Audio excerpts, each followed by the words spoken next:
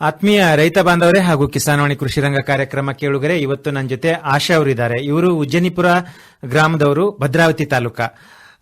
ಈಗ ಕೃಷಿಯ ಜೊತೆಗೆ ಹೈನುಗಾರಿಕೆಯನ್ನ ಇವರು ಮಾಡ್ತಾ ಇದ್ದಾರೆ. ಬನ್ನಿ ಈಗ ಇವರಿಂದ ಮಾಹಿತಿ ಪಡ್ಕೊಳ್ಳೋಣ. ಯಾವ ರೀತಿಯಿಂದ ತಮ್ಮ ಕೃಷಿಯ ಜೀವನದ ಜೊತೆಗೆ ಹೈನುಗಾರಿಕೆ ಕೂಡ ಇವರು ಮಾಡಿಕೊಂಡು ಒಂದು ನೆಮ್ಮದಿಯ ಬದುಕನ್ನ ಸಾಗಿಸ್ತಾ ಇದ್ದಾರೆ ಅಂತ ಅನ್ನೋದು. ಪ್ರಥಮವಾಗಿ ಭದ್ರಾವತಿ ಆಕಾಶವಾಣಿ ಕೇಂದ್ರದಿಂದ ತಮಗೆ ಸ್ವಾಗತ ಕೋರುತ್ತಾ. ನಮಸ್ಕಾರ ಅಮ್ಮ. ನಮಸ್ತೆ ಸರ್. ಹೇಳಿ, ಯಾವ ವರ್ಷದಿಂದ ತಾವು ಈ ಒಂದು ಹೈನುಗಾರಿಕೆಯಲ್ಲಿ ತೊಡಗಿಸಿಕೊಂಡಿದ್ದೀರಿ? ಸರ್, ನಾನು ಸುಮಾರು ಒಂದು 7-8 ವರ್ಷದಿಂದ ಇದೀವಿ ಸರ್. ಇದು ಹೈನುಗಾರಿಕೆ ಮಾಡ್ತಾ ಇದೀವಿ. ಅದರಲ್ಲಿ ನಾವು ಧರ್ಮಸ್ಥಳ ಸಂಘದಿಂದ ಸೇರ್ಕೊಂಡು ಅದರಿಂದ ಅಭಿವೃದ್ಧಿ ಮಾಡ್ಕೊಂಡು ಅದರಲ್ಲಿ ಲೋನ್ ಪಡೆದುಕೊಂಡು ಅದರಿಂದ ಹೈನುಗಾರಿಕೆ ಮಾಡ್ಕೊಂಡು ಅದರಿಂದ ಹಾಲ್ ಹಾಕಿ ಅದರಿಂದ ತುಂಬಾ ಉಪಯೋಗಗಳಾಗಿದೆ. ಈ ಮುಖಾಂತರ ಹೇಳ್ಬೇಕಂದ್ರೆ ನಾವು ಆ ಸಂಘದಿಂದ ಲೋನ್ ತಗೊಂಡು ಯಾವುದೇ ರೀತಿ ನಮಗೆ ಹಾನಿಕರ ಆಗಿಲ್ಲ ಸರ್. ಎಲ್ಲ ಒಳ್ಳೆ ರೀತಿಲಿ ತಗೊಂಡು ನಮಗೆ ಉನ್ನತ ಮಟ್ಟದಲ್ಲಿ ಸ್ವಾಮಿ ನಮ್ಗೆ ಆಶೀರ್ವಾದ ಮಾಡಿದಾನೆ. ಇವತ್ತು ನಾನು ಆ ಕ್ಷೇತ್ರದಿಂದ ಹಣ ಪಡೆದು ನಾವು ಇದ್ದಿದ್ದು ಬಡತನ ಕುಟುಂಬದಲ್ಲಿ ನಾನು ಬಂದಿದ್ದು. ದೇವ್ರ ಈ ಮಟ್ಟಕ್ಕೆ ನನ್ನ ತಗೊಂಡೋಗಕ್ ಬಿಡ್ತಾನೆ ಅಂತ ಕಾರಣ ನಾನು ಅನ್ಕೊಂಡೇ ಇರ್ಲಿಲ್ಲ. ಆದ್ರೆ ದೇವ್ರ ಆ ಮಟ್ಟಕ್ಕೆ ನಮ್ಮನ್ನ ಬಿಟ್ಟಿದ್ದಾರೆ. ಅದಕ್ಕೆ ಕಾರಣ ಶ್ರೀ ಕ್ಷೇತ್ರ ಧರ್ಮಸ್ಥಳ ಸಂಘ ಅಂತ ನಾನು ಹೇಳಕ್ ಇಷ್ಟಪಡ್ತೀನಿ ಸರ್. ಮೊದಲು ತಾವು ತೋಟ ಆರಂಭ ಮಾಡಬೇಕಾದ್ರೆ ಅಥವಾ ಹೊಸದಾಗಿ ಆರಂಭ ಮಾಡಿದೀರಾ, ಇಲ್ಲ ಗಂಡನ ಮನೆಗೆ ಬಂದಾದ್ಮೇಲೆ ಅದು ಇತ್ತ ಅಂತ ಮೊದ್ಲಿಂದನೇ? ಸರ್, ನಾನು ಮದ್ವೆ ಆಗಿ ಹೋಗಕ್ಕಿಂತ ಮುಂಚೆನೆ ಇತ್ತು ಸರ್. ಆದ್ರೆ ನಮ್ಮ ಮಾವರು ಸ್ವಲ್ಪ ಅಭಿವೃದ್ಧಿ ಮಾಡಿದ್ರು. ಆದ್ರೂ ನಾವು ಹೋದ್ಮೇಲೆ ಅವ್ರದ್ದು ಕೆಲಸ ಎಲ್ಲ ಏನು ಇರ್ಲಿಲ್ಲ, ಫ್ಯಾಕ್ಟ್ರಿ ಬಂದಾಗಿರೋದ್ ಕಾರಣ ನಾವು ಧರ್ಮಸ್ಥಳ ಸಂಘಕ್ಕೆ ಮೇಡಮ್ ನಮ್ಮನ್ನ ಸೇರಿಸ್ಕೊಂಡು ಅದ್ರ ಮುಖಾಂತರ ಫಸ್ಟ್ 10,000ದಿಂದ ಹೋಗಿದ್ದು ಸರ್. ನಾನು 10,000ದಿಂದ ಹೋಗಿ ಇವಾಗ 3 ಲಕ್ಷದವರೆಗೂ ಸಂಘದಲ್ಲಿ ಸಾಲ ಪಡೆದುಕೊಂಡು ಅದರಿಂದ ನಾನು ಉಪಯೋಗ ಪಡ್ಕೊಂಡು ತೋಟ ಅಭಿವೃದ್ಧಿ, ತೆಂಗು ಬೆಳೆದಿದೀವಿ, ಅದರಲ್ಲಿ ಅಡಿಕೆ ಸ್ವಲ್ಪ ಹಾಕೊಂಡಿದೀವಿ, ಅದ್ರಲ್ಲಿ ಹೈನುಗಾರಿಕೆ ಇಷ್ಟು ಮಾಡ್ಕೊಂಡು ಅಭಿವೃದ್ಧಿ ಮಾಡ್ಕೊಂಡು ಸಂಘನ ನೀಟಾಗಿ ಕಟ್ಕೊಂಡು ಹೋಗ್ತಾ ಇದ್ದೀವಿ. ಈ ತೆಂಗಿನ ಸಸಿ ಅಂತ ಹೇಳಿದ್ರಿ, ಇದು ಬದುಗಳಲ್ಲಿ ಹಾಕಿದ್ರೆ ಇನ್ನ ಜಮೀನಲ್ಲಿ ಐತಾ? ಮುಖ್ಯ ಜಮೀನಲ್ಲಿ? ಜಮೀನಲ್ಲೇ ಇದೆ ಸರ್. ಜಮೀನಲ್ಲೇ ಹಾಕೊಂಡಿದೀವಿ, ನಾವೇನು ಬೇರೆ ಕಡೆ ಹಾಕೊಂಡಿಲ್ಲ. ನೀಟಾಗಿ ಬಂದಿದೆ ಸರ್. ಇವಾಗ ಅದಕ್ಕೆ ಬೇಕಾದಂತ ಈ ಕ್ಷೇತ್ರದಿಂದ ಹಣ ಪಡೆದು ಅದಕ್ಕೆ ಅಭಿವೃದ್ಧಿ ಮಾಡಿ ಇವಾಗ ಅದ್ ನಮ್ಮನ್ನ ಡೆವಲಪ್ಮೆಂಟ್ ಮಾಡಿದೆ ಸರ್. ಇದರಲ್ಲಿ ಈಗ ತೋಟದಲ್ಲಿ ಯಾರ್ಯಾರು ಸೇರ್ಕೋತೀರಿ ಕೆಲಸಕ್ಕೆ? ನಿಮ್ ಮನೆಯವರು ಮಾತ್ರ ಸೇರ್ಕೋತೀರಾ, ಇಲ್ಲ ಹೊರಗಿನವರು ಕೂಡ ತಗೊಳ್ತೀರಾ? ನಾವು ಮನೆಯಿಂದ ಒಬ್ರೇ ಮಾಡ್ಲಿಕ್ಕೆ ಆಗಲ್ಲ, ಸ್ವಲ್ಪ ತೋಟ ಜಾಸ್ತಿ ಇರೋದ್ರಿಂದ ನಾವು ಮನೆಯವರು ಆದಷ್ಟು ಮಾಡ್ತೀವಿ. ಆಗಿಲ್ಲ ಅಂದಾಗ ಹೊರಗಡೆ ಜನನು ತಗೊಂತೀವಿ ಸರ್. ಹೊರಗಡೆ ಜನರು ತಗೊಳ್ತೀರಾ? ಅಂದ್ರೆ ಈಗ ಯಾವ್ದು ಗೊಬ್ಬರ ಹಾಕ್ಬೇಕಾದ್ರೆ, ಇಲ್ಲ ಸಿಂಪರಣೆ ಮಾಡ್ಬೇಕಾದ್ರೆ, ಕಟಾವು ಮಾಡ್ಬೇಕಾದ್ರೆ ಸ್ವಲ್ಪ ಜಾಸ್ತಿ ಜನ ಬೇಕಾಗ್ತಾರೆ. ಜಾಸ್ತಿ ಜನ ಬೇಕಾಗುತ್ತೆ ಸರ್. ಅದ್ ಮನೆಯವರೇ ಮಾಡ್ಲಿಕ್ಕೆ ಆಗಲ್ಲ, ಜನ ಬೇಕಾಗುತ್ತೆ ಸರ್. ಹಂಗಾಗಿ ಜನ ತಗೊಳ್ತೀರಾ. ಆಮೇಲೆ ಈಗ ಈ ಸಂಘದಲ್ಲಿ ಶ್ರೀ ಕ್ಷೇತ್ರ ಗ್ರಾಮಾಭಿವೃದ್ಧಿ ಏನು ಸ್ವಸಹಾಯ ಸಂಘ ಇದೆ, ಈ ಸಂಘದಲ್ಲಿ ತಮ್ಮನ್ನು ತಾವು ತೊಡಗಿಸಿಕೊಂಡು ಇದು ಯಾವ ರೀತಿಯಿಂದ ತಾವು ಚಟುವಟಿಕೆಗಳನ್ನ ಮಾಡ್ತಾ ಇದ್ರಿ? ಅಂದ್ರೆ ವಾರಕ್ಕೆ ಸೇರ್ತೀರಾ, ಇಲ್ಲ ದಿನಪ್ರತಿ ಸೇರ್ತೀರಾ, ಅಥವಾ ತಿಂಗಳಿಗೆ ಒಂದ್ಸಲ ಸಂಘದ ಒಂದು? ಒಮ್ಮೆ ಸೇರ್ತೀವಿ ಸರ್. ವಾರಕ್ಕೊಮ್ಮೆ ಭಾನುವಾರ ಮೀಟಿಂಗ್ ಇರುತ್ತೆ. ಅವತ್ತು ಸೇರ್ಕೊಂಡು ಮೇಡಮ್ ಬರ್ತಾರೆ, ಮೀಟಿಂಗ್ ಮಾಡಿ ಮಾಹಿತಿ ಮಾರ್ಗದರ್ಶನ ಎಲ್ಲ ಕೊಟ್ಟಿ ಹೋಗ್ತಾರೆ ಸರ್. ನಾವು ವಾರಕ್ಕೊಮ್ಮೆ ಸೇರ್ತೀವಿ. ವಾರಕ್ಕೊಮ್ಮೆ ಸೇರ್ಕೊಂತೀರಾ? ಸರ್. ಹಸುಗಳು ಎಷ್ಟಿದಾವೆ? ನಮ್ಮನೇಲಿ ಇವಾಗ 2 ಇದೆ ಸರ್. 2 ಇದಾವೆ. ಇದು ಏನು ಜರ್ಸಿ ಅಂತ ಹೇಳ್ತೀವಲ್ಲ, ಅಥವಾ ಸ್ಥಳೀಯ ನಾಟಿ ಕ್ರಾಸ್ ಅಲ್ಲಿ ಒಂದಿದೆ ಸರ್, ಜರ್ಸಿ ಒಂದಿದೆ. ಎಷ್ಟು ಇಳುವರಿ ಕೊಡುತ್ತಮ್ಮ ಬೆಳಿಗ್ಗೆ ಸಂಜೆ? ಸರ್, ನಾವು ಒಂದ್ ಟೈಮಿಗೆ 10-12 ಲೀಟರ್ ಹಾಲು ಹಾಕ್ತಿದ್ವಿ. ಈಗ ಸ್ವಲ್ಪ ಹಸು ಗಬ್ಬ ಆಗಿರೋದ್ರಿಂದ ಕಡಿಮೆ ಆಗಿದೆ. ಇಲ್ಲಾಂದ್ರೆ 10-12 ಲೀಟರ್ ಹಾಲು ಹಾಕ್ತೀವಿ. ಆಮೇಲೆ ಈಗ ಇದಕ್ಕೆ ಮೇವು ಅದು ಬೇಕಂತಂದ್ರೆ ತೋಟದಲ್ಲಿ ಬೆಳ್ಕೊಂತೀರಾ? ಅಂದ್ರೆ ವಿಷಯ ಅಂದ್ರೆ ಸಪರೇಟ್ ಆಗಿ ಅದಕ್ಕೆ ಏನಾದ್ರು ಬೆಳೆ ಹಾಕಿದಿರಾ?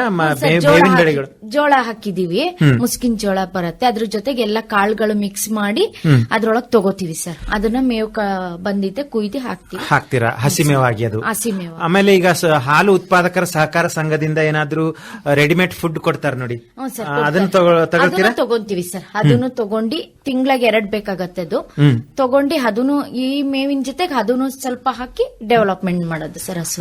ಇದ್ರ ಜೊತೆಗೆ ಈಗ ತಮ್ಮ ಒಂದು ಇದಕ್ಕೆ ಅಂದ್ರೆ ಏನ್ ಹೇಳ್ತೀವಿ ನಾವು, ಕಾಯಿಲೆ ಕಸಾಲೆಗೆ ಬಂದ್ರೆ ಆ ಜಾನುವಾರುಗಳಿಗಾಗ್ಲಿ ಅಥವಾ ಏನು ಈಗ ಇದಕ್ಕೆ ತೋಟದಲ್ಲಿ ಆಗ್ಲಿ, ಯಾರಿಗೆ ನೀವು ಭೇಟಿ ಆಗ್ತೀರಿ ಹೋಗಿ?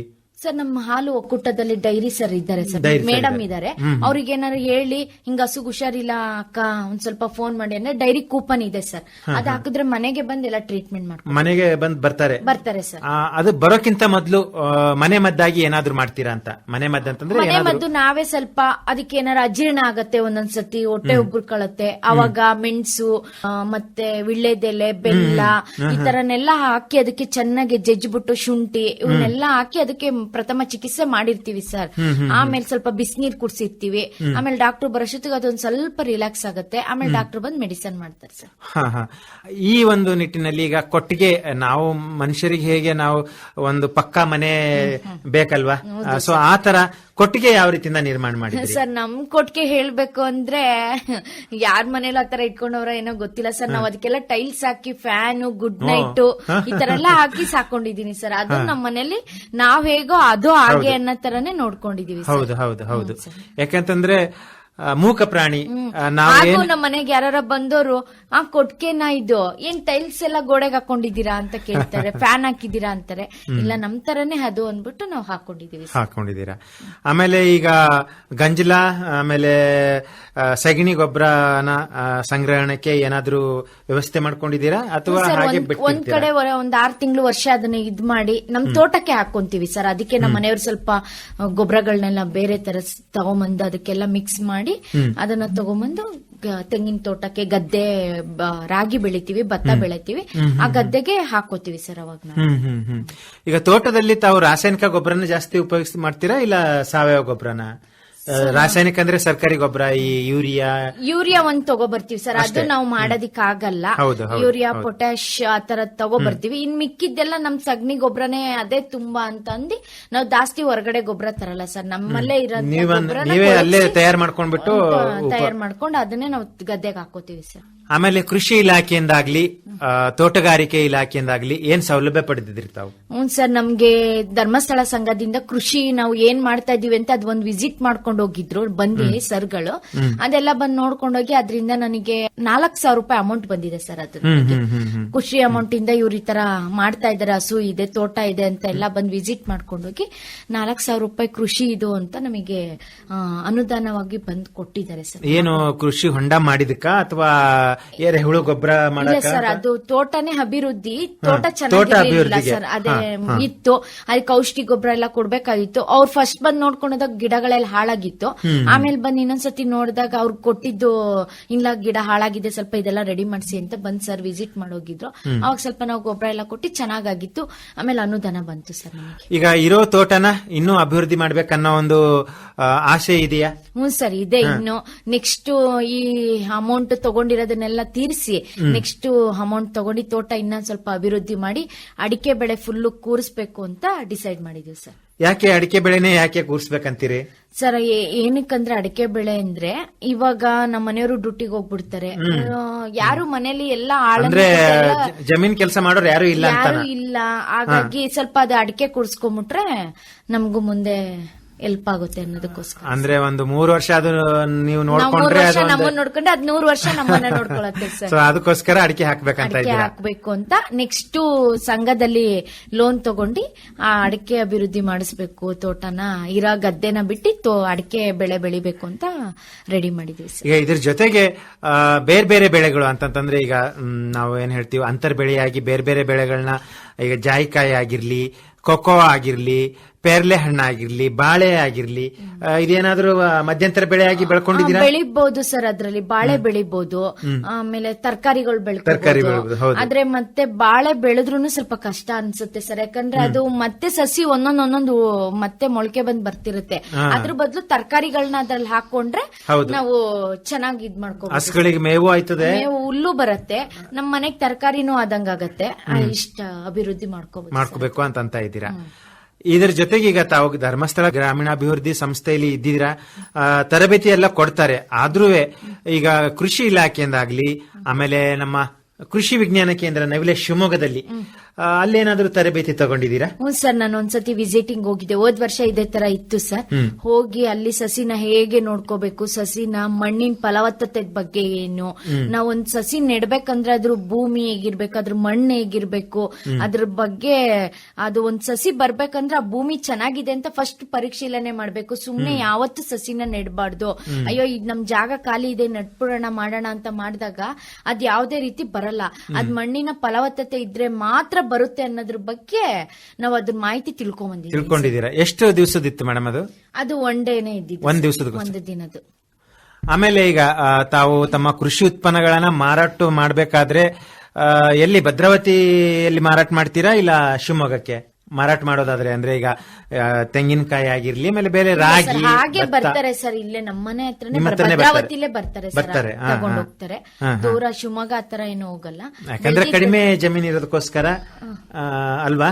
ಆತರ ಜಮೀನ್ ಕಡಿಮೆ ಅಂತ ಏನಿಲ್ಲ ಸರ್. ಆ ಕಡೆ ನಾವಿರೋದೆಲ್ಲ ತೋಟದ ಜಮೀನೆ. ಅಲ್ಲಿ ಒಬ್ರು ಬರ್ತಾರೆ ಯಾವಾಗ್ಲೂ, ಅವರಿಗೆ ತಗೊಂಡೋಗು, ಅವರೇ ಬರ್ತಾರೆ, ಕಿತ್ತದ್ಮೇಲೆ ಅವರೇ ಕಾಯಿ ತಗೊಂಡೋಗು. ಆಮೇಲೆ ತೋಟದಿಂದ ಮನೆಗೆ ಸಾಗ್ಸೋಕೆ ಎಲ್ಲ ವ್ಯವಸ್ಥೆ, ರೋಡ್ ರಸ್ತೆ ಎಲ್ಲ ಚೆನ್ನಾಗಿದೆಯಾ? ರಸ್ತೆ ರೋಡ್ ಏನು ಸಮಸ್ಯೆ ಇಲ್ಲ ಸರ್. ಬೆಳಿಲಿಕ್ಕೂ ಸಮಸ್ಯೆ ಇಲ್ಲ ಸರ್. 2 ವರ್ಷದಿಂದ ಧರ್ಮಸ್ಥಳ ಸಂಘದಲ್ಲೇ ದುಡ್ಡು ತಗೊಂಡು ಬೋರುನು ಕೊರ್ಸ್ಕೊಂಡಿದ್ದೀನಿ ಸರ್. ಅದ್ರಲ್ಲೇ ನೀರ್ ಸಿಕ್ಕಿದೆ, ತುಂಬಾ ಚೆನ್ನಾಗಿ ಬಂದಿದೆ. 7 ಇಂಚ್ ಏನೋ ನೀರ್ ಬರುತ್ತೆ ಸರ್ ಅದ್ರಲ್ಲಿ. 7 ಇಂಚ್ ನೀರ್ ಬರುತ್ತೆ, ತುಂಬಾ ಚೆನ್ನಾಗಿ ನೀರುನು ಪ್ರೆಸರ್ ಆಗಿ ಬರುತ್ತೆ. ಬೆಳೆ ಬೆಳಿಲಿಕ್ಕೆ ಮಳೆನೇ ಬೇಕು ಅನ್ನೋದಿಲ್ಲ ಸರ್ ನಮಗೆ. ನೀರಿನ ವ್ಯವಸ್ಥೆನೂ ಚೆನ್ನಾಗಿದೆ ಸರ್. ನೀರಿನ ವ್ಯವಸ್ಥೆನೂ ಚೆನ್ನಾಗಿದೆ ಅಂತ ಹೇಳ್ತೀರಾ? ಆಮೇಲೆ ಒಟ್ಟಾರೆಯಾಗಿ ಏನ್ ಅನ್ಸುತ್ತೆ ತಮಗೆ ಈ ಒಂದು ಕೃಷಿ ಬದುಕು ಧರ್ಮಸ್ಥಳ ಗ್ರಾಮಾಭಿವೃದ್ಧಿ ಯೋಜನೆಯಲ್ಲಿ ತೊಡಗಿಸಿಕೊಂಡಾದ್ಮೇಲೆ? ತುಂಬಾ ಚೆನ್ನಾಗಿದೆ ಸರ್. ನಾವು ಬೇರೆಯವ್ರ ಹತ್ರ ಹೋಗಿ ಅವ್ರ ಹತ್ರ 10 ರೂಪಾಯಿಗೆ ಬೇಡೋದಕ್ಕಿಂತ ನಮ್ಮಲ್ಲೇ ಇರೋದನ್ನ ಬಳಸ್ಕೊಂಡು ನಾವೇ ತೃಪ್ತಿದಾಯಕವಾಗಿ ಜೀವನ ಮಾಡಬಹುದು ಸರ್. ಲಾಭನೂ ನಮ್ದೇ, ನಷ್ಟನೂ ನಮ್ದೇ ಇರುತ್ತೆ ಸರ್ ಇದ್ರಲ್ಲಿ.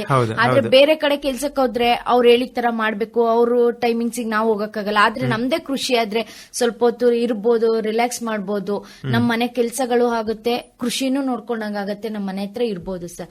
ಆದ್ರೆ ನಮ್ಗೆ ಈಗ ಕೃಷಿ ನಮಗೆ ಒಳ್ಳೆ ಉದ್ಯೋಗ ಅಂತ ನನಗೆ ಅನ್ಸಿದೆ ಸರ್. ಈಗ ಇದ್ರ ಮಧ್ಯದಲ್ಲಿ ತಮಗೆ ಬಿಡುವು ಬೇಕಂತಂದ್ರೆ ಯಾವ ರೀತಿಯಿಂದ ಅದನ್ನ ನಿಭಾಯಿಸ್ತೀರಿ? ಅಂದ್ರೆ ಮದ್ವೆಗೋ ಮುಂಜಿ ಯಾವ್ದೋ ಒಂದಕ್ಕೆ ಒಳ್ಳೆ ಕೆಲ್ಸಕ್ಕೂ ಹೋಗೋದಾದ್ರೆ? ಅದೇ ಸರ್, ಹೋಗ್ಬೇಕು ಅಂದ್ರೆ ಯಾರಿಗಾರ ಮನೆ ಹತ್ರ ಬಿಟ್ಟು ನೋಡ್ಕೊಳ್ಳಿ ಅಂತ ಹೇಳಿ ಹೋಗ್ತೀವಿ ಸರ್. ಅವಾಗ ವರ್ಷ ಪೂರ್ತಿ ಈ ಒಂದು ಚಟುವಟಿಕೆಗಳಲ್ಲಿ ತೊಡಗಿಸಿಕೊಂಡಿರ್ತೀರಾ? ಗ್ರಾಮೀಣಾಭಿವೃದ್ಧಿಯ ಒಂದು ಚಟುವಟಿಕೆಗಳಲ್ಲಿ ವರ್ಷ ಅಂದ್ರೆ ಸರ್ ವರ್ಷದಲ್ಲಿ ಇರುತ್ತೆ. 6 ತಿಂಗಳು ಬೆಳೆ, 6 ತಿಂಗಳು ಇರುತ್ತಲ್ಲ ಸರ್.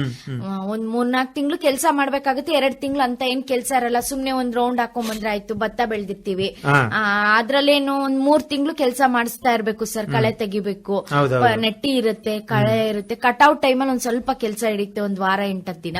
ಆಮೇಲೆ ಫ್ರೀ ಆಗ್ತಿವಿ. ಆಮೇಲೆ ಮತ್ತೆ ಒಂದ್ ತಿಂಗಳಾದ್ಮೇಲೆ ಮತ್ತೆ ಬೇಸಾಯ, ಮತ್ತೆ ಈ ತರ ಎಲ್ಲ ಮಾಡ್ಬೇಕಾಗುತ್ತೆ. ಆ ಸಮಯದಲ್ಲಿ ಬೇರೆ ಕಡೆ ಏನಾದ್ರು ಕೆಲ್ಸಕ್ಕೆ ಹೋಗ್ತೀರಾ ಇಲ್ಲ ಮನೇಲೆ ಇದ್ಕೊಂಡ್ಬಿಟ್ಟು ಬೇರೆ ಕೆಲಸ ಮಾಡ್ತೀರಾ? ಇನ್ನೆಲ್ಲೂ ಹೋಗಲ್ಲ ಸರ್, ಮನೇಲೆ ಇರ್ತೀವಿ. ಮನೇಲೆ ಇರ್ತೀರಾ? ಕೆಲಸ ಆಗತ್ತೆ ಸರ್ ನಮ್ಗೆ. ಇದರ ಜೊತೆಗೆ ಈಗ ಹೆಣ್ಣು ಮಕ್ಕಳ ಒಂದು ಅಭಿವೃದ್ಧಿಗೆ, ಅವರ ಒಂದು ಸಬಲೀಕರಣಕ್ಕೆ ಸುಮಾರು ಈಗ ಗಾಣದಿಂದ ಎಣ್ಣೆ ತೆಗಿತಕ್ಕಂಥದ್ದು, ಆಮೇಲೆ ರೊಟ್ಟಿ ಮಾಡ್ತಕ್ಕಂಥ ಒಂದು ಮಷಿನ್ಸ್ಗಳು ಬಂದಿದ್ದಾವೆ. ಆಮೇಲೆ ಇತ್ತೀಚಿನ ದಿನಗಳಲ್ಲಿ ಡ್ರೋನ್ ತರಬೇತಿ ಕೂಡ ಕೊಡ್ತಾ ಇದ್ದಾರೆ ಮಹಿಳೆಯರಿಗೆ. ಅದರಲ್ಲಿ ವಿಶೇಷವಾಗಿ ಪ್ರಧಾನಮಂತ್ರಿಯವರ ಒಂದು ಯೋಜನೆಗಳಲ್ಲಿ ಅದು ಮಹಿಳೆಯರಿಗೆ ಕೊಡ್ಬೇಕಂತ ಹೇಳಿದೆ. ಇದ್ರ ಬಗ್ಗೆ ಏನಾದ್ರು? ಹೌದು ಸರ್, ಅದ್ರಲ್ಲೇನು ತಪ್ಪಿನ ಮಾತಿಲ್ಲ. ಮಹಿಳೆಯರು ಈ ತರ ಮಾಡ್ಕೊಂಡು ಹೋಗೋದ್ರಿಂದ ತುಂಬಾ ಉಪಯೋಗ ಆಗತ್ತೆ. ನಾವು ಇನ್ನೊಬ್ರಿಗೆ ಅವಲಂಬಿತವಾಗೋದ್ ಬದಲು ನಮ್ಮನ್ನ ನಾವು ಅದಕ್ಕ ಹೊಂದ್ಕೊಂಡ್ಬಿಟ್ರೆ ನಮ್ ಜೀವನ ನಾವೇ ಸಾಕ್ಸ್ಕೋಬಹುದು. ಯಾರಿಗೂ ನಾವು ಭಾರ ಆಗಲ್ಲ. ನಾವು ಒಬ್ರು ಒಂದು ಕ್ಷೇತ್ರದಲ್ಲಿ ನಾವು ಬೆಳಿತೀವಿ ಅನ್ನೋ ಧೈರ್ಯ ಇರುತ್ತೆ. ರೈತ ಬಾಂಧವರೇ, ಇದಾಗಿತ್ತು ಆಶಾ ಅವರ ಒಂದು ಅನುಭವ. ಇವರು ಈ ಒಂದು ಗ್ರಾಮೀಣಾಭಿವೃದ್ಧಿ ಸಂಸ್ಥೆಯಲ್ಲಿ ಸೇರ್ಕೊಂಡು ತಮ್ಮ ಜೀವನವನ್ನ ಹಸನಾಗಿ ಮಾಡಿ ಒಂದು ನೆಮ್ಮದಿಯ ಬದುಕನ್ನ ಸಾಗಿಸ್ತಾ ಇದ್ದಾರೆ ಸಂಸಾರದ ಜೊತೆಗೆ. ಇನ್ನು ಇವರು ಏನು ಆಸೆ ಮಾಡಿದ್ದಾರೆ, ಒಳ್ಳೆ ತೋಟ ಮಾಡಬೇಕು, ಇನ್ನು ಒಳ್ಳೆ ಬೆಳೆಗಳನ್ನ ಬೆಳಿಬೇಕು, ಹೆಚ್ಚಿನ ಒಂದು ಸಂಸಾರದ ಆದಾಯವನ್ನು ಜಾಸ್ತಿ ಮಾಡಬೇಕು ಅಂತ ಏನು ಅವರು ಕನಸು ಕಂಡಿದ್ದಾರೆ. ಅವರ ಕನಸು ನೆರವೇರಲಿ ಅಂತ ಹೇಳಿ ನಾವು ಕೂಡ ಹಾರೈಸುತ್ತಾ, ಇದುವರೆಗೆ ತಾವು ಭದ್ರಾವತಿ ಆಕಾಶವಾಣಿಯ ಒಂದು ಕಾರ್ಯಕ್ರಮದಲ್ಲಿ ಭಾಗವಹಿಸಿ ಮಾಹಿತಿ ನೀಡಿದ್ದಕ್ಕೆ ತಮಗೆ ಧನ್ಯವಾದ ಮೇಡಮ್. ನಮಸ್ಕಾರ. ಆತ್ಮೀಯ ರೈತ ಬಾಂಧವರೇ ಹಾಗೂ ಕಿಸಾನ್ ವಾಣಿ ಕೃಷಿ ರಂಗ ಕಾರ್ಯಕ್ರಮ ಕೇಳುಗರೆ, ಇವತ್ತು ನನ್ನ ಜೊತೆ ಡಾಕ್ಟರ್ ಸುಜಾತ HL ಅವರಿದ್ದಾರೆ. ಇವರು ಜಂಟಿ ಕೃಷಿ ನಿರ್ದೇಶಕರಾಗಿ ಚಿಕ್ಕಮಗಳೂರು ಜಿಲ್ಲೆಯಲ್ಲಿ ಕಾರ್ಯನಿರ್ವಹಿಸ್ತಾ ಇದ್ದಾರೆ. ಇವತ್ತು ಇಲಾಖೆಯಿಂದ ಏನೋ ಒಂದು ಕಾರ್ಯಕ್ರಮಗಳು ಇದ್ದಾವೆ, ಅದರಲ್ಲಿ ಕೆಲವೊಂದು ಕಾರ್ಯಕ್ರಮಗಳ ಕುರಿತು ನಮ್ಮ ರೈತ ಬಾಂಧವರಿಗೆ ಮಾಹಿತಿ ಮಾಡಿಕೊಡ್ಲಿಕ್ಕಿದ್ದಾರೆ. ಪ್ರಥಮವಾಗಿ ಭದ್ರಾವತಿ ಆಕಾಶವಾಣಿ ಕೇಂದ್ರದಿಂದ ಇವರಿಗೆ ಸ್ವಾಗತ ಕೋರುತ್ತಾ, ನಮಸ್ಕಾರ ಮೇಡಮ್. ಎಲ್ಲರಿಗೂ ನಮಸ್ಕಾರ. ನನ್ನ ಹೆಸರು ಸುಜಾತ. ನಾನು ಚಿಕ್ಕಮಗಳೂರು ಜಿಲ್ಲೆಯಲ್ಲಿ ಜಂಟಿ ಕೃಷಿ ನಿರ್ದೇಶಕರಾಗಿ ಕಾರ್ಯನಿರ್ವಹಿಸ್ತಾ ಇದ್ದೀನಿ. ಇದರಲ್ಲಿ ನನಗೆ ಈಗ ಪ್ರಸ್ತುತವಾಗಿ ಏನು ಕ್ಷೇತ್ರದಲ್ಲಿ ಸಮಸ್ಯೆಗಳಿದಾವೋ ಅದನ್ನ ಒಂದೆರಡು ವಿಷಯನ ನಿಮ್ ಜೊತೆ ನಾನು ಮಾತಾಡ್ಲಿಕ್ಕೆ ಇಷ್ಟಪಡ್ತೇನೆ. ಏನಂತ ಹೇಳಿದ್ರೆ, ನೀವೆಲ್ಲ ನೋಡ್ತಿರ್ಬೋದು, ಎಲ್ಲಾ ಕಡೆ ಯೂರಿಯಾ ರಸಗೊಬ್ಬರದ್ದು ಕೊರತೆ ಇದೆ ಅಥವಾ ಸಿಗ್ತಾ ಇಲ್ಲ ಅಂತನೋ ಆ ರೀತಿಯಾದಂತಹ ಒಂದು ಸಂದರ್ಭ ಕ್ರಿಯೇಟ್ ಆಗಿದೆ. ಆದ್ರೆ ನಮ್ಮ ಇಲಾಖೆಯ ಅಂಕಿ ಅಂಶಗಳ ಪ್ರಕಾರ ನಮಗೆ ಯಾವುದೇ ರೀತಿಯಾದಂತಹ ಯೂರಿಯಾ ಗೊಬ್ಬರದ ಕೊರತೆ ಆಗಿಲ್ಲ. ಯಾಕೆಂದ್ರೆ ನನಗೆ ಆಗಸ್ಟ್ ಅಂತ್ಯದವರೆಗೂ ನಮ್ಮ ಜಿಲ್ಲೆಗೆ 27,653 ಮೆಟ್ರಿಕ್ ಟನ್ ಯೂರಿಯಾ ಗೊಬ್ಬರ ಬರಬೇಕಿತ್ತು. ಅದರಲ್ಲಿ ಈಗಾಗಲೇ 26,864 ಮೆಟ್ರಿಕ್ ಟನ್ ಯೂರಿಯಾ ಆಲ್ರೆಡಿ ಬಂದಿದೆ. ಸೊ ಹಾಗಾಗಿ ಯಾವುದೇ ರೀತಿಯಾದಂತಹ ಕೊರತೆ ಇಲ್ಲ. ಇನ್ನೊಂದೇನಂದ್ರೆ, ನಾನು ಕೆಲವು ರೈತ ಬಾಂಧವರ ಹತ್ರ ಕ್ಷೇತ್ರ ಭೇಟಿ ನೀಡಿದಾಗ ಅವ್ರ ಹತ್ರ ಮಾತಾಡಿದಾಗ ಕಂಡು ಬಂದಿದ್ದೇನು ಅಂತ ಹೇಳಿದ್ರೆ, ನಮ್ಗೆ ಮುಂದೆ ಸಿಗುತ್ತೋ ಇಲ್ವೋ ಅಂತ ಹೇಳಿ ಕೆಲವರು ದಾಸ್ತಾನು ಮಾಡ್ಕೊಂತ ಇದ್ದಾರೆ. ಅದರ ಅವಶ್ಯಕತೆನೂ ಇಲ್ಲ. ಯಾಕಂದ್ರೆ ಸೆಪ್ಟೆಂಬರ್ ತಿಂಗಳಿಗೆ ಏನ್ ನಮಗೆ ಸರಬರಾಜು ಆಗ್ಬೇಕು ಅದು ಖಂಡಿತ ಬಂದೇ ಬರುತ್ತೆ. ಆಯಾ ತಿಂಗಳಿಗೆ ಎಷ್ಟೆಷ್ಟು ನಮಗೆ ರಸಗೊಬ್ಬರಗಳು ಅಲಾಟ್ಮೆಂಟ್ ಅಂತ ಹೇಳ್ತೀವಿ, ಅದನ್ನ ಹಂಚಿಕೆ ಆಗಿರುತ್ತೋ ಅದು ಅಷ್ಟಷ್ಟು ಬಂದೇ ಬರುತ್ತೆ. ಈಗ ನನಗೆ ಸೆಪ್ಟೆಂಬರ್ ಅಲ್ಲಿ ಹಾಕಕ್ಕೆ ಬೇಕಿರೋ ರಸಗೊಬ್ಬರನ ನಾನು ಆಗಸ್ಟ್ ಅಲ್ಲೇ ಸ್ಟಾಕ್ ಮಾಡ್ಕೊಂತೀನಿ ಅಂದ್ರೆ ಅವಾಗ ಖಂಡಿತವಾಗ್ಲೂ ಸಮಸ್ಯೆ ಶುರುವಾಗುತ್ತೆ. ಯಾವಾಗ ರಸಗೊಬ್ಬರ ಬೇಕೋ ಅವಾಗ ಖಂಡಿತ ಸಿಗುತ್ತೆ. ಹಾಗಾಗಿ ನೀವು ಅಡ್ವಾನ್ಸ್ ಆಗಿ ತಗೊಳ್ಳುವಂತಹ ಅವಶ್ಯಕತೆ ಇಲ್ಲ. ನಾನು ಯಾಕೆ ಹೇಳ್ತಿದ್ದೀನಿ ಅಂತ ಹೇಳಿದ್ರೆ, ನಾವು ಅಡ್ವಾನ್ಸ್ ಅಂತ ಹೋಗಿ ಏನು ಮುಂದಿನ ತಿಂಗಳಿಗೆ ಬೇಕಾಗಿರೋದ್ನು ಈ ತಿಂಗಳಿಗೆ ಮಾಡಿದಾಗ ಕೆಲವು ಮಾರಾಟಗಾರರು ಈ ಒಂದು ಸಿಚುವೇಶನ್ ನ ಏನು ದುರುಪಯೋಗ ಪಡಿಸ್ಕೋತಾರೆ ಅಲ್ವಾ. ಅಂದ್ರೆ ಇದ್ರೂನು ಇಲ್ಲ ಅಂತ ಹೇಳೋದು, ಅಥವಾ ಜಾಸ್ತಿ ರೇಟ್ಗೆ ಮಾರೋದು, ಅಥವಾ ಇನ್ನೊಂದು ಯಾವ್ದೋ ಒಂದು ಪ್ರಾಡಕ್ಟ್ ನ ಲಿಂಕ್ ಮಾಡ್ಕೊಂಡು ಇದನ್ನ ತಗೊಂಡ್ರೆ ಯೂರಿಯಾ ಕೊಡ್ತೀನಿ ಅನ್ನೋದು, ಈ ರೀತಿಯಾದಂತಹ ಏನು ಕೆಲವು ಸಂದರ್ಭಗಳು ಕ್ರಿಯೇಟ್ ಆಗ್ತವೆ. ಹಾಗಾಗಿ ನಾನು ಹೇಳೋದೇನಂದ್ರೆ, ಖಂಡಿತ ನಿಮ್ಗೆ ಅವಶ್ಯಕತೆ ಇತ್ತು ಅಂದ್ರೆ ತಗೊಳ್ಳಿ, ಇಲ್ಲ ಅಂದ್ರೆ ನಿಮ್ಗೆ ಯಾವಾಗ ಬೇಕೋ ಅವಾಗ ಯೂರಿಯಾ ಖಂಡಿತವಾಗ್ಲೂ ಲಭ್ಯತೆ ಇದೆ. ಮತ್ತೆ ಕೆಲವು ರೈತರ ಹತ್ರ ನಾನು ಇಲ್ಲಿ ಕಡೂರ್ ಭಾಗದಲ್ಲಿ ಮಾತಾಡ್ತಾ ಇದ್ದೆ. ಅವ್ರ ಹತ್ರ ನನಗೆ ಗೊತ್ತಾಗಿದ್ದೇನು ಅಂತ ಹೇಳಿದ್ರೆ, ಬಿತ್ತಬೇಕಾದ್ರೆ ರಾಗಿ ಬಿತ್ತುತ್ತಾ ಇದ್ದಾರೆ, ಯೂರಿಯಾ ಹಾಕ್ತಿದೀವಿ ಅಂದ್ರು. ನನಗೆ ಅರ್ಥ ಆಗ್ಲಿಲ್ಲ. ಬಿತ್ತುವಾಗ ಯೂಶಲಿ ಕಾಂಪ್ಲೆಕ್ಸ್ ಹಾಕ್ತಾರೆ, ಅಥವಾ ಯಾವ್ದು ಇಲ್ಲ ಅಂದ್ರೆ DAP ಅಥವಾ 20-20-0-13 ಇಂಥ ಗೊಬ್ಬರಗಳನ್ನ ಹಾಕ್ತಾರೆ. ಆದ್ರೆ ಈಗ ಯೂರಿಯಾ ಯಾಕೆ ಹಾಕ್ತಿದ್ದೀರಾ ಅಂತ ಹೇಳಿದಾಗ ಕೆಲವ್ರು ನಮ್ಗೆ ಹೇಳಿದ್ದೇನು ಅಂದ್ರೆ, ರೇಟ್ ಕಡಿಮೆ ಅಂತ ಹೇಳಿ ಅಂತ ಹಾಕ್ತಿದೀವಿ. ಅಂದ್ರೆ ನಮಗೆ ಸಮಾಧಾನ, ನಾನು ಗೊಬ್ಬರ ಹಾಕಿದ್ದೀನಿ ಅಂತ, ಆದ್ರೆ ಅದೇನು ಉಪಯೋಗಕ್ಕೆ ಬರಲ್ಲ. ಪೈರು ಮೇಲ್ ಬರೋಷ್ಟೊತ್ತಿಗೆ ಯೂರಿಯಾ ಕೆಳಗಡೆ ಹೋಗಿರುತ್ತೆ. ಹಾಗಾಗಿ ಯಾವತ್ತೂ ಅಷ್ಟೇ ಬೇಸಲ್ ಡೋಸ್ ಅಂತೀವಿ, ಅಂದ್ರೆ ಬಿತ್ತನೆ ಮಾಡುವಾಗ ಹಾಕೋ ಗೊಬ್ಬರದಲ್ಲಿ ಯೂರಿಯಾವನ್ನ ಬಳಸಬೇಡಿ. ಯೂರಿಯಾ ಅಲೋನ್ ಅಂದ್ರೆ ಬರೀ ಯೂರಿಯಾವನ್ನ ಬಳಸುವ ಹಾಗಿಲ್ಲ. ಯೂರಿಯಾದಿಂದ ಮತ್ತೆ ನಮಗೆ ತುಂಬಾ ಹೆಚ್ಚಿನ, ಇವಾಗ ಮೆಕ್ಕೆಜೋಳ ಬೆಳೆ ತಗೊಳ್ಳಿ, ಅಲ್ಲಿ ರೈತರದೊಂದು ಟ್ರೆಂಡ್ ಏನು ಅಂತ ಹೇಳಿದ್ರೆ, ಒಂದು ಮಳೆ ಬಂದು ಒಂದ್ ಸ್ವಲ್ಪ ಅದು ಏನು ಹಳದಿ ಬಣ್ಣಕ್ಕೆ ಸ್ವಲ್ಪ ತಿರುಗ್ತಿದ್ದಂಗೆ ಒಂದ್ ಚೀಲ ಯೂರಿಯಾನ ಹೋಗಿ ತಗೊಂಡೋಗಿ ಉಗ್ಗೋದು, ಆಯ್ತಾ. ಆದ್ರೆ ನಾವು ಆತರ ಮಾಡೋದ್ರಿಂದ ಬಹಳಷ್ಟು ದುಷ್ಪರಿಣಾಮ ಆಗ್ತಾ ಇದೆ. ನಮ್ಮ ಮಣ್ಣು ಯಾವಾಗ್ಲೂ ಏನ್ ಹೇಳ್ತೀರಿ, ಈ ಮಣ್ಣಲ್ಲಿ ಕೆಲವು ಆಮ್ಲೀಯತೆ ಮತ್ತೆ ಏನು ಕ್ಷಾರತೆ ಅಂತ ಇರುತ್ತದೆ. ನ್ಯೂಟ್ರಲ್ ಇರ್ಬೇಕು ಯಾವಾಗ್ಲೂ ಮಣ್ಣು, ಅವಾಗ್ಲೇನೆ ಬೆಳೆ ಅದು ನಾವು ಕೊಟ್ಟಂತಹ ಪೋಷಕಾಂಶನ ಬೆಳೆ ಚೆನ್ನಾಗಿ ತಗೊಳುತ್ತೆ. ನಾವು ಹೆಚ್ಚು ಏನು ಯೂರಿಯಾ ಹಾಕೋದ್ರಿಂದ ಮಣ್ಣು ಆಮ್ಲದ ಕಡೆಗೆ ಅಸಿಡಿಕ್ ಆಗ್ತಾ ಹೋಗುತ್ತೆ. ಸೊ ಇದು ನಾವೇ ನಮ್ಮ ಮಣ್ಣನ್ನ ಹಾಳು ಮಾಡ್ಲಿಕ್ಕೆ ಕಾರಣ ಆಗುತ್ತೆ. ಆಮೇಲೆ ನಾನು ಹೇಳ್ದಂಗೆ ಈ ಏನು ಲೀಚ್ ಹಾಕಿರುವಂತಹ ಗೊಬ್ಬರ ಇಳಿದು ನೀರಲ್ಲೋ ಅಥವಾ ಕೆಳಗಡೆನೋ ಹೋಗಿ ಸೇರ್ಕೊಂಡ್ಬಿಡುತ್ತೆ ನೀರಿಗೆ. ಅವಾಗ ಭೂಗರ್ಭ ನೀರು ಎಲ್ಲ ಕಲುಷಿತ ಆಗತ್ತೆ, ಆಯ್ತಾ. ಮತ್ತೆ ಈ ಆಮ್ಲೀಯತೆ ಜಾಸ್ತಿ ಆದಾಗ ನಾವು ಕೊಟ್ಟಂತಹ ಬೇರೆ ಪೋಷಕಾಂಶ ಅಂದ್ರೆ ಕಾಂಪ್ಲೆಕ್ಸ್ ಆದ್ರೂ ಕೊಡ್ಬೋದು, ಅಥವಾ ಕೊಟ್ಟಿಗೆ ಗೊಬ್ಬರ ಕೊಡ್ಬೋದು, ಅಥವಾ ಇತರ ಯಾವುದೇ ನೀವು ಲಘು ಪೋಷಕಾಂಶಗಳು, ಜಿಂಕು, ಬೋರಾನು, ಇವನ್ನೆಲ್ಲ ನೀವು ಹಾಕ್ತೀರಾ ಅಂತ ಇಟ್ಕೊಳ್ಳಿ, ಅದನ್ನ ಆ ಬೆಳೆ ಏನು ಹೀರ್ಕೊಳ್ಳಿಕ್ಕೆ ಅದಕ್ಕೆ ಅವಕಾಶನೇ ಇರಲ್ಲ. ಯಾಕಂದ್ರೆ ಮಣ್ಣು ಆಮ್ಲೀಯತೆ ಆಗೋಗ್ಬಿಟ್ಟಿದೆ, ಅಸಿಡಿಕ್ ಆಗೋಗಿದೆ. ಹಾಗಾಗಿ ಏನಾಗುತ್ತೆ ಅಂತ ಹೇಳಿದ್ರೆ, ಪೋಷಕಾಂಶಗಳ ಅಸಮತೋಲನ ಆಗಿ ನಮಗೆ ಆ ಬೆಳೆ ಚೆನ್ನಾಗಿ ಬರ್ದೆ, ನೀವೇ ಅನ್ಕೊಂತಿರ್ತೀರಾ ನಾನು ಗೊಬ್ಬರ ಹಾಕದೆ, ಮೈಕ್ರೋನ್ಯೂಟ್ರಿಯೆಂಟ್ ಅಂದ್ರೆ ಲಘು ಪೋಷಕಾಂಶಗಳನ್ನು ಹಾಕದೆ ಆದ್ರೂ ಸಹ ಬೆಳೆ ಚೆನ್ನಾಗಿ ಬರಲಿಲ್ಲ ಅಂತ. ಅದಕ್ಕೆ ಬೇರೆ ಕಾರಣ, ಈ ನಾವು ಯೂರಿಯಾವನ್ನ ಜಾಸ್ತಿ ಹೆಚ್ಚೆಚ್ಚು ಬಳಸೋದ್ರಿಂದ ನಮಗೆ ಈ ರೀತಿಯಾದಂತಹ ಸಮಸ್ಯೆಗಳಾಗುತ್ತೆ. ಹಾಗಾಗಿ ನಾವೇನ್ ಮಾಡ್ಬೇಕು ಅಂತ ಹೇಳಿದ್ರೆ ಯೂರಿಯಾ ಬಳಕೆನೆ ಸ್ವಲ್ಪ ಕಡಿಮೆ ಮಾಡಬೇಕಾಗಿದೆ. ಸೊ ಇದಕ್ಕೆ ನಮಗಿರುವಂತಹ ಪರ್ಯಾಯ ವ್ಯವಸ್ಥೆ ಅಂತ ಹೇಳಿದ್ರೆ ಈಗ ನಾವು ನ್ಯಾನೋ ಯೂರಿಯಾನ ಬಳಸಬಹುದು. ಯಾಕೆ ನ್ಯಾನೋ ಯೂರಿಯಾ ಅಂತ ಹೇಳಿದ್ರೆ ಇದ್ರದ್ದು ಪರಿಣಾಮ ತುಂಬಾ ಚೆನ್ನಾಗಿದೆ. ಅಂದ್ರೆ ಈಗ ನೀವು 100 kg ಯೂರಿಯಾನ ಹಾಕ್ತೀರಾ ಅಂತ ಇಟ್ಕೊಳ್ಳಿ ಭೂಮಿಗೆ, ಅದರಲ್ಲಿ ಬೆಳೆ ಅದು ಎಲ್ಲ ತೇವಾಂಶ ಕರೆಕ್ಟ್ ಆಗಿದ್ದು ಎಲ್ಲ ಸರಿಯಾಗಿರುವಂತ ಪರಿಸ್ಥಿತಿಯಲ್ಲಿ ಬೆಳೆ ತಗೊಳ್ಳೋದು ಬರೀ 30-35% ಅಷ್ಟೇ. ಅಂದ್ರೆ 30-35 kg ಸಾರಜನಕವನ್ನ ಮಾತ್ರ ತಗೊಳುತ್ತೆ. ಆದ್ರೆ ನಮ್ಮ ನ್ಯಾನೋ ಯೂರಿಯಾದಲ್ಲಿ ಏನು ನಮಗೆ ಒಂದು ಲಾಭ ಅಂತ ಹೇಳಿದ್ರೆ ಸುಮಾರು 65-70% ಅದು ನಾವೇನ್ ಸ್ಪ್ರೇ ಮಾಡ್ತೀವಲ್ಲ ಅದಷ್ಟು ಎಲೆ ಮುಖಾಂತರ ಹೋಗೋದ್ರಿಂದ ನೇರವಾಗಿ ಬೆಳೆಗೆ ಸಿಗುತ್ತೆ. ಆಮೇಲೆ ಇದನ್ನ ಸಿಂಪರಣೆ ಮುಖಾಂತರನೋ ಮಾಡಬಹುದು. ಆಮೇಲೆ ಇವಾಗ ಕೆಲವರು ಕೇಳ್ತಾ ಇದ್ರು, ನಮ್ಗೆ ರೈತರು ಮಳೆ ಆಶ್ರಿತ ಬೆಳೆಗಳನ್ನ ಬೆಳಿತೀವಿ, ನಮಗೆ ಔಷಧಿ ಹೊಡೆಯಕ್ಕೇನೆ ನೀರಿರಲ್ಲ, ನಾವೆಲ್ಲಿ ಇದನ್ನ ಸ್ಪ್ರೇ ಮಾಡೋಣ ಅಂತ ಹೇಳ್ತಾ ಇದ್ರು.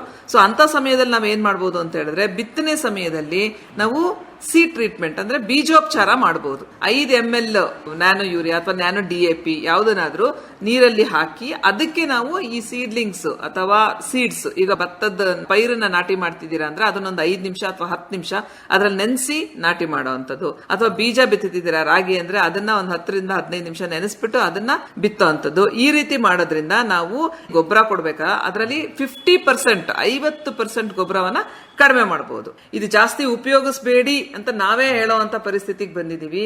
ಸೊ ಖಂಡಿತವಾಗ್ಲೂ ಈ ನ್ಯಾನೋದು ಹೇಗಿದೆ ಪರಿಸ್ಥಿತಿ ಅಂತ ಹೇಳಿದ್ರೆ ಇನ್ನೊಂದು 10 ವರ್ಷದಲ್ಲಿ ಕಂಪ್ಲೀಟ್ ಇವಾಗೇನ್ ನಮ್ದು ಇದೆಯಲ್ಲ ಗೊಬ್ಬರ ಅದು ಪೂರ್ತಿ ನ್ಯಾನೋಗೆ ಬದಲಾವಣೆ ಆಗುತ್ತೆ. ಸೊ ಹಾಗಾಗಿ ನಾವು ಇವಾಗ್ಲೇ ಎಚ್ಚೆತ್ಕೊಂಡು ಅಟ್ಲೀಸ್ಟ್ ನಾವು ಬಳಸ್ತಾ ಇರುವಂತಹ ಗೊಬ್ಬರದಲ್ಲಿ 50% ನಾವು ಒಂದೇ ಸರಿ ನೀವು ಕಂಪ್ಲೀಟ್ 100% ನ್ಯಾನೋ ಮಾಡಿ ಅಂತ ಹೇಳಲ್ಲ. ಸ್ಟಾರ್ಟಿಂಗ್ 25%, 30%, 40% ಮಾಡಿ 50% ಮಾಡಿ.